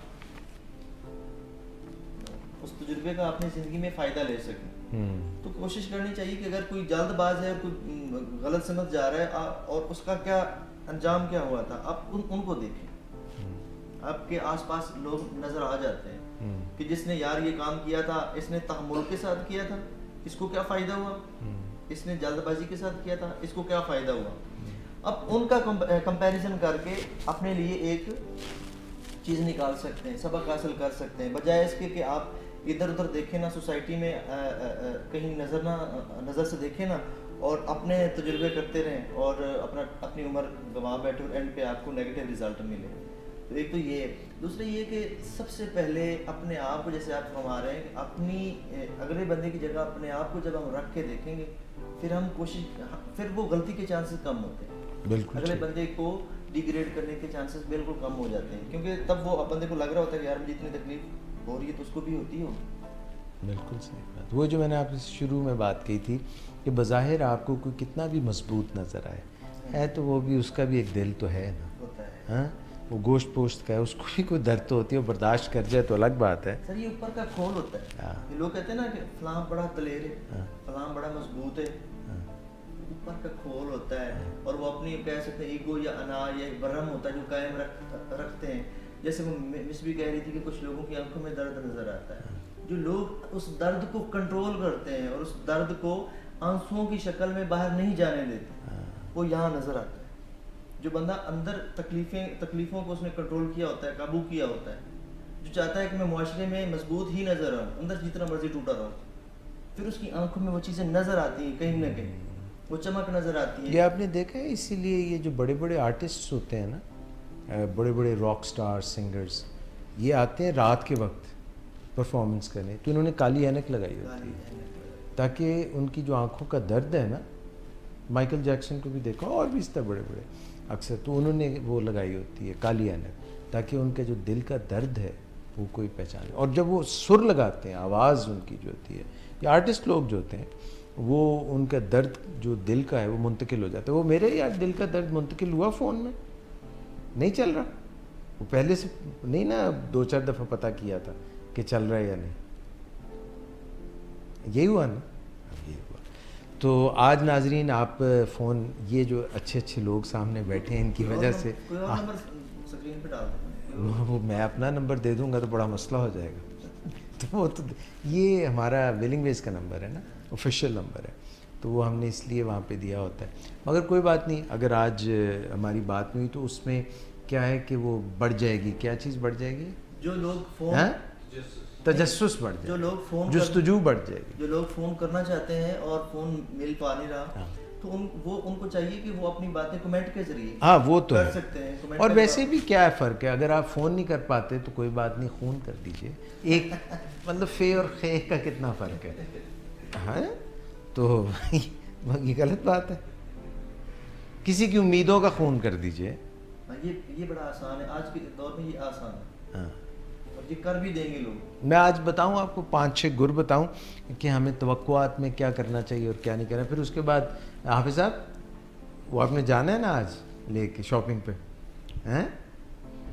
कुछ कह ही नहीं सक रहे। वो मैं ये कह रहा हूँ कि वो एक्सपेक्टेशंस की बात कर रहा हूँ, उम्मीदें, आस, तवक्कुआत, इनसे बड़ा मसला होता है। जब हम किसी से उम्मीद बांध लेते हैं, तवक्कुआत बांध लेते हैं, तो मैं आपको ये 6 चीज़ें बताऊँगा कि ये आस उम्मीद किसी से अगर आप ना बांधें तो आपका दिल जो है उसका खून, उम्मीदों का खून नहीं होगा।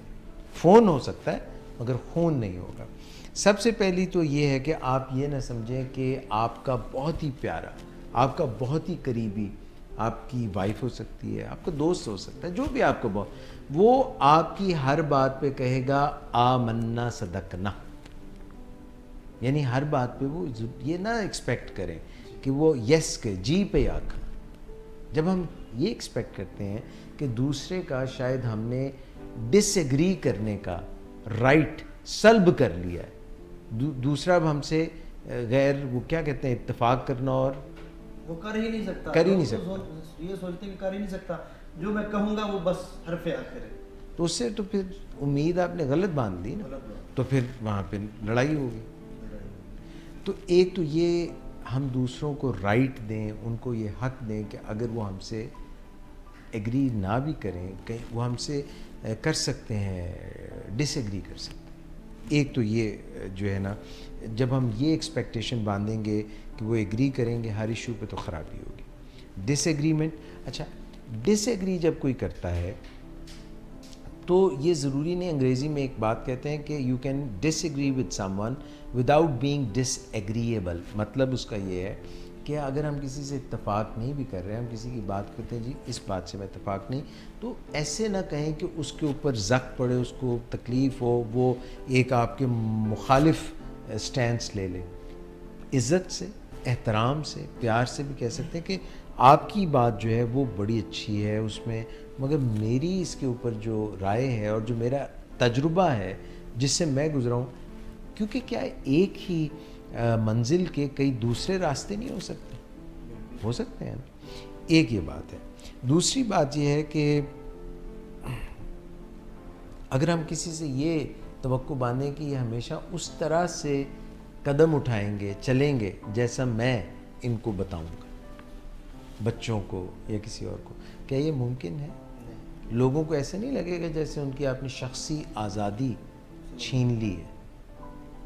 तो जब हम यूँ सोचते हैं कि ये हर दफ़ा हमारे कहे हुए पर ही अमल करेंगे, उसी तरह से चलेंगे तो ये तवक्को भी फिर टूट फूट और जो ख़राबी का बायस बनती है ताल्लुकात में। तीसरी चीज़ ये है कि हम ये समझते हैं कि ये शख्स हमेशा हमारी इज्जत ही करेगा, तो रिस्पेक्ट मांगने से मिल जाती है, हैं? क्यों जी, इज्जत मांगने से मिल जाती है। इज्जत की खातिर तो जंग होती है जंग करके नहीं इज्जत हासिल करनी। इज्जत मांगने से नहीं, ये कोई भीख नहीं है जो आप मांगेंगे तो मिल जाएगा। सर आजकल तो मांगने से वोट नहीं मिलता, पहले तो लोग दे देते थे वोट, वैसे ही आजकल मांग मांग के भी नहीं मिलता। हाँ। इज्जत जो है सर इंसान की सबसे कीमती चीज़ है। हाँ, मगर ये कैसे मिलती है? वो आपके किरदार से मिलती है, अखलाक से मिलती है। अखलाक सबसे पहली बात आपने की, अखलाक, उसके बाद आपका किरदार। लोग मजबूर हो जाए कि यार इस शख्स के कामों की वजह से, इसके बिहेव की वजह से और इसकी ओवरऑल जो शख्सियत है। और अगर कोई आपकी इज्जत मिसाल के तौर पे जैसी आप तवक्को बांध दी है वो नहीं कर रहा, तो आपकी अपनी इज्जत फिर कम होगी। आपने यानी अपनी इज्जत यहाँ पे रख दी कि ये शख्स मेरी इज्जत करेगा, फ़लाँ शख्स मेरी इज्जत करेगा, तो फिर मेरी इज्जत होगी। यानी आपने अपनी उनके कोर्ट में इज्जत रख दी। तो ये जो एक्सपेक्टेशन है ये भी प्रॉब्लम क्रिएट करती है। चौथी बात जो ये है कि मैंने ये ताल्लुक़ हर हाल में कायम रखना है। ये जो एक्सपेक्टेशन है, ये जो उम्मीद है कि इसके लिए चाहे मुझे कोई भी किसी भी उससे गुज़रना पड़े, रास्ते से बरकरार रखना है। कई दफ़ा ये भी मुश्किलात का सबब बन जाता है। ऐसा हम कर नहीं पाते, ऐसा हम सोचते हैं, मगर कई दफ़ा ऐसा मुमकिन नहीं है। सर ज़िंदगी भी एक मैदान की तरह है। जब ग्राउंड में कोई भी बॉलर चौके छक्के खा रहा होता है तो कैप्टन फ़ौरन उसके साथ बात करता है कि यार हमारी जो है ना, हमारी जो ये जो बॉलर है इसको तब्दील करें। बॉलर तब्दील ना भी हो तो हम कम से कम फील्ड चेंज करें, या इसी बॉलर को कहेंगे यार अपनी लाइन और लेंथ है, इनको इसको इस तब्दील से करो, बॉलर की साइकी को पढ़ो। कितनी प्यारी बात कर दी है सुल्तान ने। यानी एक ही बात में आपने ये जो मिसाल दी है, कितनी ज़बरदस्त मिसाल दी है कि बॉलर तब्दील करने से पहले लाइन एंड लेंथ को देखो, फील्ड को चेंज करो, और फिर सोचो कि अगर फिर भी मार पिटाई हो रही है तो फिर बॉलर चेंज कर लो, फिर बॉलर चेंज कर लो। हम अच्छा, वो बॉलर ख़राब तो नहीं होता, माठा तो नहीं होता। देखें, हो सकता है कि वो पर्टिकुलर बैट्समैन जो है उसको मार रहा है, मगर बॉलर फिर भी अच्छा ही होता है जिसके ऊपर आप डिपेंड करते हैं। नहीं, अच्छा होता है, बैट्समैन भी अच्छा होता है, लेकिन हर अच्छाई मुकम्मल कोई भी नहीं होता। हाँ, बैट्समैन है वो जहाँ छक्के लगा रहा है, आप बॉल उसको वहीं दे रहे हो जहाँ पे वो छक्के लगा सकता है, तो ये गलत बात। आप वो चीज़ देखो ना जहाँ पे वो छक्का, उससे छक्का नहीं लगता।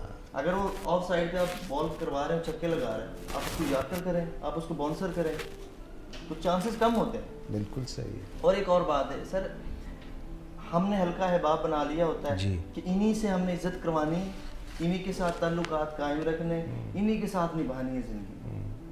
वो कहते हैं ना कि कभी किसी के पीछे ना भागते रहो। आप पीछे भाग रहे हैं कि मैंने इसके साथ ताल्लुक बनाना है और निभाना है, आप वो आपकी बात नहीं मान रहा, आपकी ज़िंदगी जैसे आप चाहते हो वैसे नहीं चल सकता, ये उसमें उतनी कैपेसिटी नहीं है चलने की। तो आप मुड़ के पीछे भी देखो, हो सकता है जिस तरह आप किसी के पीछे भाग रहे हैं, आपके पीछे उससे दुगने लोग भाग रहे हो और वो बेसिकली आपके हक में हो, मतलब आपके लिए वो बेहतर है, सूटेबल है, ना कि वो जिसके पीछे आप भाग रहे हैं। तो मेरे ख्याल में ज़िंदगी में कभी ठहराव होना चाहिए, ठहर के देखना चाहिए आगे पीछे, यार जिसके पीछे मैं भाग रहा हूँ वो तो मेरे लिए नुकसान दे, मेरी बात नहीं मान रहा, और जिनको मैं पीछे से जिनको लिफ्ट नहीं करवा रहा वो मेरी इज्जत करने वाले हैं, मेरे काम आने वाले हैं। तो यहाँ भी थोड़ा सा सोच मार्जिन होता है, मार्जिन देना चाहिए, वरना अगर आप मार्जिन नहीं देंगे एक जगह पे फिक्स्ड हो जाएंगे, अटक जाएंगे, स्टक हो जाएंगे, तो फिर वो एक्सपेक्टेशंस आपको तोड़ फोड़ देंगे। एक जनाब और बात यह है कि दूसरों से ये एक्सपेक्ट करना कि ये अपनी आदतें, जो आपको कोई किसी में अच्छी आदतें भी होती हैं, कुछ ऐसी आदतें भी होती हैं जो कि आपको नहीं पसंद होती। आप सोने लेटे हैं, किसी ने टीवी लगा लिया, ऊंचा ऊंचा टीवी चला रहा है, कोई जो है आप सुबह का वक्त है, आप जो है कोई और स्टाइल पसंद करते हैं, रिलैक्स चाय पी के आराम से आप तैयार हो, कोई कहता है आप जल्दी करो। सो किसी से ये तवक्को लगा बैठना कि ये अपनी आदत बदल देगा, मेरे लिए बदल देगा, कई दफ़ा ये भी गलत तवक्कुआत का बायस बन जाता है। बहुत ज़्यादा होता है। आप देखें कि कुछ आदत होती हैं जो वो उसकी ज़ात के लिए भी नुकसानदेह होती है। लोग उसे कहते हैं कि ये अपनी आदत चेंज करो, ये तुम्हें नुकसान दे रही है। वो अपनी आदत अपने लिए नहीं चेंज करता।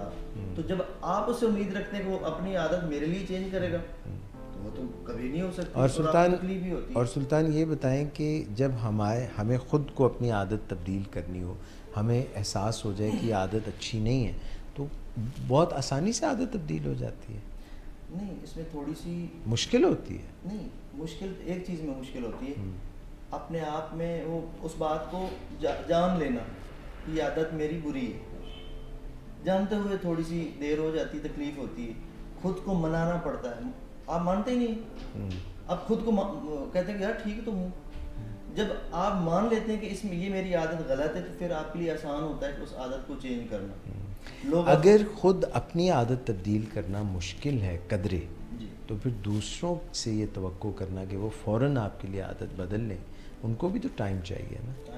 जबकि वो समझ रहा होता है कि मेरी आदत ठीक है, आपको गलत लग रही होती है।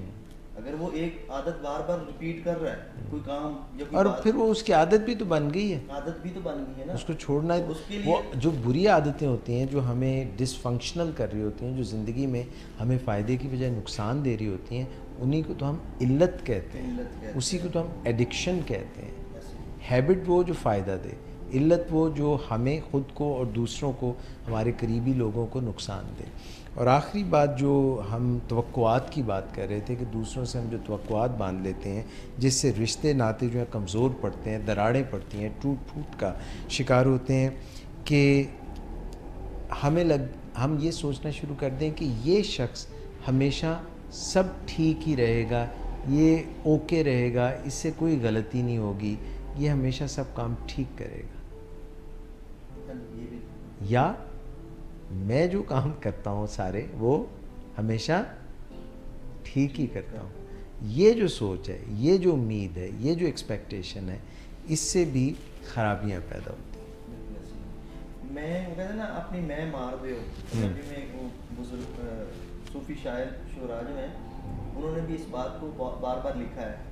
जब आप अपनी मैं को मार देते हैं, जब आपके अंदर होता है कि मैं ये ठीक करता हूँ, मैं उससे बेहतर हूँ, वो मेरे से ज़्यादा नीचे की कोई मखलूक है, मैं जब आप निकाल देते हैं अपनी ज़िंदगी में, तो आपको रिस्पेक्ट ज़्यादा मिलती है। आजिज़ी आ जाती है ना, जब आप अपने अंदर से मैं निकाल देते हैं तो आप आजिज़ हो जाते हैं। और आजिज़ी में आपका चाल चलन, आपका बिहेव दूसरों के लिए एक्सेप्टेबल होता है। सही।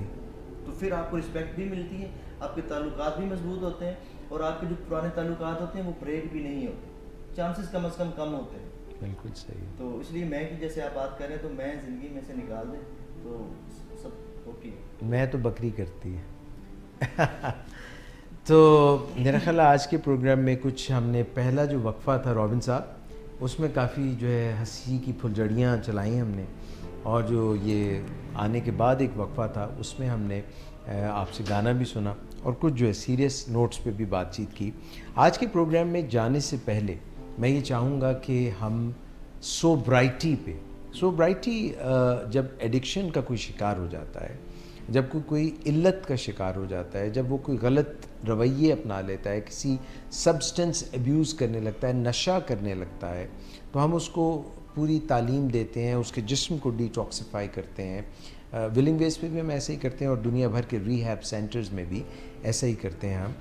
और हम उसको तरीके बताते हैं जिससे वो अपनी ज़िंदगी को गलत राहों से वापस बहाली की तरफ ला सकता है, और उसकी फैमिली को भी साथ में हम ये इक्विप करते हैं, उनको भी बताते हैं कि it takes two to tangle. ऐसा नहीं होता कि सिर्फ एक शख्स में ख़राबी होती है, नशा जो कर रहा होता है उसकी फैमिली के भी कुछ ऐसे बिहेवियर्स होते हैं जिनकी वजह से वो एक गिरदाब में फंसा होता है। न वो मानने को तैयार होता है कि फ़ैमिली की तरफ मुझ में कोई ख़राबी है, ना फैमिली ये जान सकती है, मान सकती है कि इसके इस नशे में रहने की वजह कहीं ना कहीं हम भी हैं। कई दफ़ा वो प्यार से उसको तकलीफ़ों से बचा रहे होते हैं, तो उसकी आंखें ही नहीं खुलती कि मेरी ज़िंदगी में क्या तबाही और बर्बादी आ रही है। कभी वो जो है उसको ऐसे बुरे बुरे ताने दे रहे होते हैं कि उनसे क्रिटिसाइज़ होके, उन तानों से ज़ख्मी होके वो नशा कर रहा होता है। मगर ये सब चीज़ें जो है पहले जिस्म को ठीक करना, डिटॉक्सिफाई करना, उसके जिस्म में जितने भी ऐसे मादे हैं, फासिद मादे जो जमा हो गए नशा करते करते, उनसे उसको आज़ाद करना, उसके जहन के ऊपर जो जंग और गर्द जम जाती है नशे की वजह से, उससे उसको आज़ाद करना, और फिर उसकी फैमिली को इक्विप करना कि उनकी जो संगत है, उनका जो साथ है, वो को डिपेंडेंसी, यानी कि एक साया बुरा साया ना हो बल्कि एक स्ट्रेंथ हो, और फिर वो रिकवरी की तरफ जाता है। और फिर उसके बाद वो नशा ना भी हो तो उसकी कमी महसूस नहीं करता, वो सोबर महसूस करता है, वो नशे के बग़ैर भी ज़िंदगी को मुकम्मल और होल यानी हर तरह से पूरा पाता है। इसके ऊपर एक हमने इंग्लिश में हमारे एक पेशेंट ने एक नज़्म लिखी, एक पोम लिखी सोब्राइटी के ऊपर, जो मैंने कॉन्सेप्ट आपसे अभी डिस्कस किया है, और हमने असद असगर साहब से कहा कि आप ये हमें सुनाइए। जो नज़्म इंग्लिश में पोम लिखी है हमारे विलिंग वेज के एक पेशेंट ने, असद असगर साहब ने उसको अपनी आवाज़ में रिकॉर्ड कराया है, और बड़ी मज़ेदार तरीके से आउट इन द ओपन, शहर के बीच में। आप पहचानिएगा कि लाहौर की ये कौन सी जगह है जहाँ पे हमने असद साहब को कहा है कि ये सोब्राइटी के ऊपर परफॉर्मेंस दें। इस नज़्म को लेके चलते फिरते इसी दुनिया में और मार्केट्स में, कभी क्लासरूम्स में, कभी यूनिवर्सिटीज़ में, कभी अपने घरों में, कुछ लोग जो इस नशे का लुक़मा बन जाते हैं और उनकी ज़िंदगी एक मुश्किल में फंस जाती है, वहाँ से रिकवरी सोब्राइटी मुमकिन है। और यही आज के प्रोग्राम में यहीं पे हम आपको छोड़ेंगे। आप ये सुनिए this song, this poem, and we'll be back once again next week on Monday with walk your talk. जो कहें सो करके दिखाएं। कोई भी लम्हा, कोई भी ऐसा मौका नहीं है जिसको आप बेहतरी की तरफ नहीं ले जा सकते। जब भी आप हिट बॉटम हो जाते हैं तब वहाँ से भी वापसी मुमकिन है। सुल्तान साकिब बलोच, आपका प्रोग्राम में शिरकत का, गाना सुनाने का बहुत शुक्रिया। नाजरीन, आपका बहुत शुक्रिया कि आप प्रोग्राम में आए। जितने भी दोस्त यहाँ पे हमारी प्रोडक्शन टीम मौजूद है, आप सबका बहुत शुक्रिया। रॉबिन साहब, आपका ख़ास तौर पे शुक्रिया कि आप यहाँ पे तशरीफ़ लाए और प्रोग्राम में मैं बार बार आपसे कनेक्ट कर सका। नाजरीन, listen to this one and then do give your feedback. Next week Muaz will make sure that we can take your calls. ठीक बात कह रहा हूँ? अगले हफ्ते हम कॉल्स ले सकेंगे, तो इंशाल्लाह मुलाकात करते हैं। अपना ख्याल रखिएगा। अल्लाह हाफ़िज़।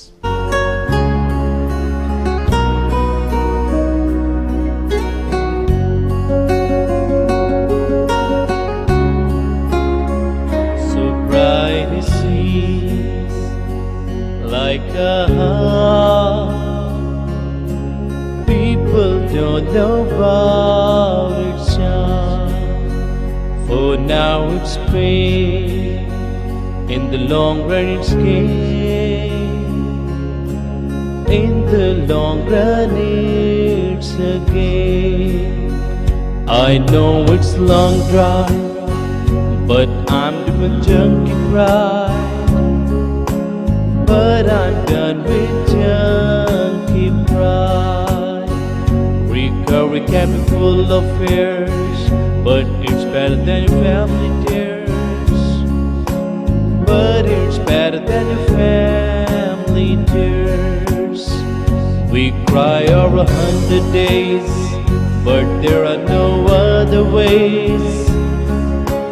But there are no other ways. In dealing with the healing is so spiritual, because in here they make miracles. In dealing with the healing is so spiritual, because in here they make miracles. Because in here they make